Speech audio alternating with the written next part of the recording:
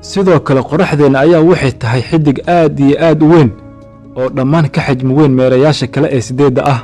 ogow markii lagu dhaho xidig waxaad ogaataa mar walba inuu xidigu yahay mid ka weyn meeraha kumanaan iyo kumanaan jeer.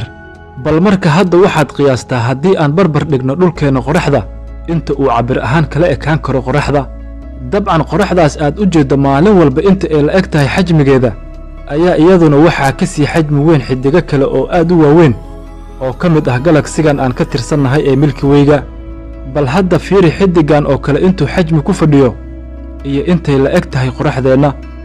UY Scotty xidigan hadda ku muuqda ayaa wuxuu noo jiraa masaafo dhan 9500 oo iftiin sanadeed, yacni iftiinka oo ah waxa ugu xawaaraha dheereeya ee maanta bini'aadamku yaqaano ayaa waxay ku qaadanaysaa iftiinkaas inuu gaaro xidigaas 9500 oo iftiin sanadeed.